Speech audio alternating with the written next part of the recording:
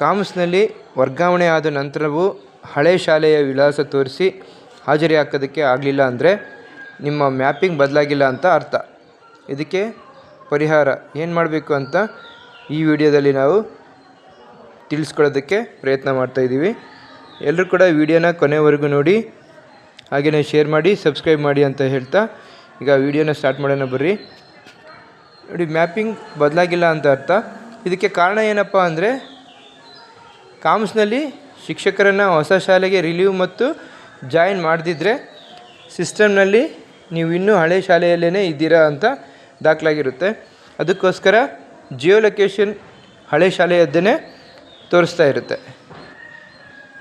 ಇದಕ್ಕೆ ಮುಖ್ಯವಾದಂಥ ಕಾರಣ ಏನಂದರೆ, ಈ ಜಿಯೋ ಲೊಕೇಶನ್ನು ಹಳೆದೇ ತೋರಿಸ್ತಿರುತ್ತೆ. ಯಾಕೆಂದರೆ ರಿಲೀವ್ ಮತ್ತು ಜಾಯಿನ್ ಅಂತ ಚೇಂಜ್ ಆಗಿರಲ್ಲ. ಇದಕ್ಕೆ ಪರಿಹಾರ ಏನಪ್ಪ ಅಂದರೆ, ನೋಡಿ, ಹಂತ ಹಂತವಾಗಿ ಈ ಪರಿಹಾರ ತಿಳ್ಕೊಳ್ತಾ ಹೋಗೋಣ.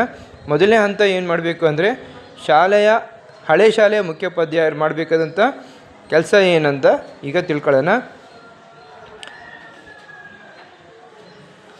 ಹಳೆ ಶಾಲೆಯ ಮುಖ್ಯೋಪಾಧ್ಯಾಯರು ಏನು ಮಾಡಬೇಕಂದ್ರೆ, ಮೊದಲು ಕಾಮ್ಸ್ ಲಾಗಿನ್ ಆಗಬೇಕು. ಅದರಲ್ಲಿ ಮತ್ತು ಟೀಚರ್ ಮ್ಯಾನೇಜ್ಮೆಂಟನ್ನು ಕ್ಲಿಕ್ ಮಾಡಬೇಕು. ಆ ಟೀಚರ್ ಮ್ಯಾನೇಜ್ಮೆಂಟ್ ಆದಮೇಲೆ ರಿಲೀವ್ ಟೀಚರ್ ಅಂತ ಆಪ್ಷನ್ ಇರುತ್ತೆ, ಅದನ್ನು ಕ್ಲಿಕ್ ಮಾಡಬೇಕು. ಅದರ ನಂತರ ನಿಮ್ಮ ಹೆಸರು ಸೆಲೆಕ್ಟ್ ಮಾಡಬೇಕು. ನಿಮ್ಮ ಹೆಸರು ಅಂದರೆ ಟ್ರಾನ್ಸ್ಫರ್ ಆಗಿ ಬಂದಿರೋಂಥ ಟೀಚರ್ಸ್ ಹೆಸರನ್ನು ಸೆಲೆಕ್ಟ್ ಮಾಡಬೇಕು. ನಂತರ ವರ್ಗಾವಣೆ ಆದೇಶ ಸಂಖ್ಯೆನ ಎಂಟ್ರಿ ಮಾಡಬೇಕು.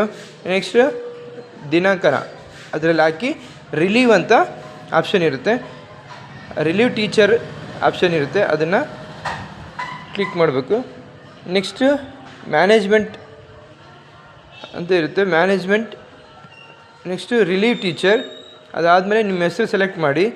ಅದಾದ ನಂತರ ವರ್ಗಾವಣೆ ಆದೇಶ ಸಂಖ್ಯೆ ಮತ್ತು ದಿನಾಂಕವನ್ನು ಹಾಕಿ ಅದರಲ್ಲಿ ರಿಲೀವ್ ಮಾಡಬೇಕು.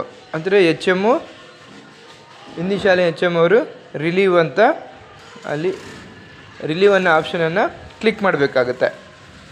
ರಿಲೀವ್ ಆಪ್ಷನ್ ಕ್ಲಿಕ್ ಮಾಡಿದ ಮೇಲೆ ನೆಕ್ಸ್ಟ್ ಸ್ಟೆಪ್ ಏನಪ್ಪ ಅಂದರೆ, ಎರಡನೇ ಸ್ಟೆಪ್ ಹಂತಕ್ಕೆ ಹೋಗಬೇಕು. ಇದು ಎರಡನೇ ಹಂತ, ಹೊಸ ಶಾಲೆಯ ಮುಖ್ಯೋಪಾಧ್ಯಾಯರು ಮಾಡಬೇಕಾದಂಥ ಕೆಲಸ. ಅಲ್ಲಿ ಹಳೆ ಶಾಲೆಯ ಮುಖ್ಯೋಪಾಧ್ಯಾಯ ರಿಲೀವ್ ಮಾಡಾದಮೇಲೆ ಹೊಸ ಶಾಲೆಯ ಮುಖ್ಯೋಪಾಧ್ಯಾಯರು ಮಾಡಬೇಕಾದ ಕೆಲಸ ಏನಪ್ಪ ಅಂದರೆ, ಕಾಮ್ಸ್ ಆ್ಯಪಲ್ಲಿ ಲಾಗಿನ್ ಆಗಬೇಕು. ಲಾಗಿನ್ ಆಗಿ ಟೀಚರ್ ಮ್ಯಾನೇಜ್ಮೆಂಟಲ್ಲಿ ಹೋಗಬೇಕು. ಟೀಚರ್ ಮ್ಯಾನೇಜ್ಮೆಂಟ್ ಆಪ್ಷನನ್ನು ಕ್ಲಿಕ್ ಮಾಡಿ ಅಲ್ಲಿ ಜಾಯಿನ್ ಆಪ್ಷನ್ ಇರುತ್ತೆ, ಜಾಯಿನ್ ಟೀಚರ್ ಆಪ್ಷನನ್ನು ಕ್ಲಿಕ್ ಮಾಡಬೇಕು. ಜಾಯಿನ್ ಟೀಚರ್ ಆಪ್ಷನ್ ಕ್ಲಿಕ್ ಮಾಡಿದ ಮೇಲೆ ರಿಲೀವ್ ಟೀಚರ್ಸ್ ಲಿಸ್ಟ್ ಬರುತ್ತೆ, ಓಪನ್ ಆಗುತ್ತೆ. ಆ ರಿಲೀವ್ ಟೀಚರ್ಸ್ ಲಿಸ್ಟ್ನಲ್ಲಿ ನಿಮ್ಮ ಹೆಸರು ಇರುತ್ತೆ, ಯಾರು ಟ್ರಾನ್ಸ್ಫರಾಗಿ ಬಂದಿರ್ತೀರಲ್ವಾ ಆ ಟೀಚರ್ ಹೆಸರು ಇರುತ್ತೆ. ಆ ಟೀಚರ್ ಹೆಸರು ಮೇಲೆ ಜಾಯಿನ್ ಬಟನ್ ಇರುತ್ತೆ, ಜಾಯಿನ್ ಬಟನ್ ಮೇಲೆ ಒತ್ತಬೇಕು. ಜಾಯಿನ್ ಬಟನ್ ಮೇಲೆ ಒತ್ತಿ ವರ್ಗಾವಣೆ ಆದೇಶ ಅಪ್ಲೋಡ್ ಮಾಡಿ ಅವರನ್ನು ಜಾಯಿನ್ ಮಾಡ್ಕೋಬೇಕು, ಅಂದರೆ ಸೇರಿಸ್ಕೋಬೇಕು. ಇದು ಹೊಸ ಶಾಲೆ ಟೀಚರ್ ಟ್ರಾನ್ಸ್ಫರಾಗಿ ಬಂದಿರೋ ಶಾಲೆ ಟೀಚರ್ ಮಾಡಬೇಕಾದಂಥ ಒಂದು ಕ್ರಿಯೆ. ನೆಕ್ಸ್ಟ್ ಮೂರನೇ ಹಂತ ಏನಪ್ಪ ಅಂದರೆ, ಇನ್ ಕೇಸ್ BO ಲಾಗಿನಿಂದ ಅನುಮೋದನೆ ಪಡಿಬೇಕು. ಮೂರನೇ ಹಂತ, ಹೊಸ ಶಾಲೆ ಜಾಯಿನ್ ಮಾಡಿದ ನಂತರ BO ಲಾಗಿನ್ನಲ್ಲಿ ಅಪ್ರೂವ್ ಆಗಬೇಕು.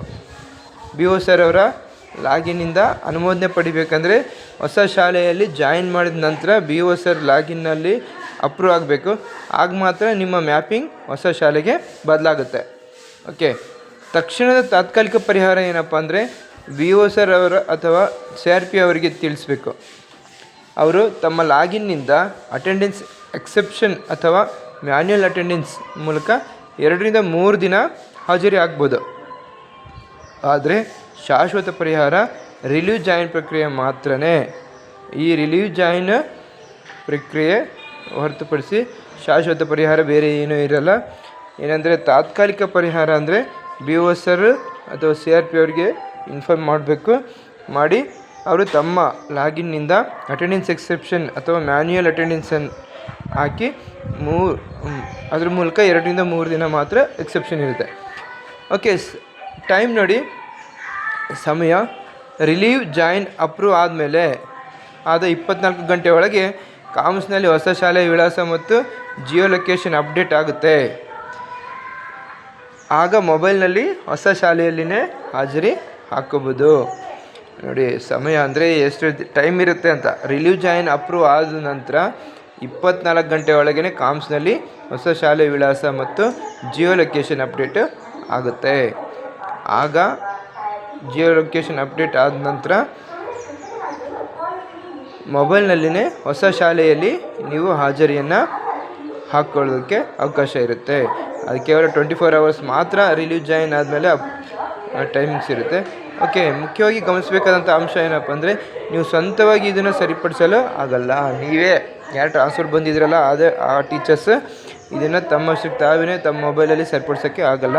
ಹಳೆ ಶಾಲೆ HM ಮತ್ತು ಹೊಸ ಶಾಲೆ HM ಮತ್ತು BO ಸರ್ ಇವರು 3 ಹಂತದಲ್ಲಿ ಕಡ್ಡಾಯವಾಗಿ ಈ ಒಂದು ಪ್ರೋಸೆಸ್ ನಡಿಬೇಕಾಗುತ್ತೆ. ನಾವೇನು ಇಷ್ಟೊತ್ತು ಡಿಸ್ಕಸ್ ಮಾಡಿದ್ವಲ್ವ ಈ ವಿಡಿಯೋದಲ್ಲಿ ಆರಂಭದಿಂದ, ಈ ಪ್ರೊಸೆಸ್ ಈ ರೀತಿ ಆಗಬೇಕು. HM ಅವರ ಓಕೆ, ಒಂದು ವೇಳೆ ಹಳೆ ಶಾಲೆ HM ರಿಲೀವ್ ಮಾಡೋದಕ್ಕೆ ಒಪ್ಪಲಿಲ್ಲ ಅಂದರೆ ನೇರವಾಗಿ BO ಸರ್ ಅವ್ರಿಗೆ ವರ್ಗಾವಣೆ ಆದೇಶದ ಪ್ರತಿ ಆದೇಶನ ಕೊಟ್ಟು ಅದ್ರ ಮುಖಾಂತರ ನಾವು ಅವ್ರಿಗೆ ದೂರು ಕೊಡಬೇಕು, ಅಂದರೆ ಕಂಪ್ಲೇಂಟ್ ಮಾಡಬೇಕು. ಈ ಥರ ಹಿಂದಿನ ಶಾಲೆ HM ನಮ್ಮನ್ನು ರಿಲೀವ್ ಮಾಡ್ತಿಲ್ಲ ಅಂತ. ಆಗ BO ಸರ್ಗೆ ಫೋರ್ಸ್ ರಿಲೀವ್ ಮಾಡುವಂಥ ಅಧಿಕಾರ ಇರುತ್ತೆ. ಫೋರ್ಸ್ ರಿಲೀವ್ ಅಂದರೆ ಹಿಂದಿನ ಶಾಲೆ HM ಅವರು ರಿಲೀವ್ ಮಾಡಿಲ್ಲ ಅಂದರೆ BO ಸರ್ ಅವರು ಫೋರ್ಸ್ ರಿಲೀವ್ ಮಾಡುವಂಥ ಒಂದು ಅಧಿಕಾರ ಇರುತ್ತೆ. ಅದರ ಆಧಾರದ ಮೇಲೆ ಅವರು ಮಾಡ್ತಾರೆ. Okay, thank you.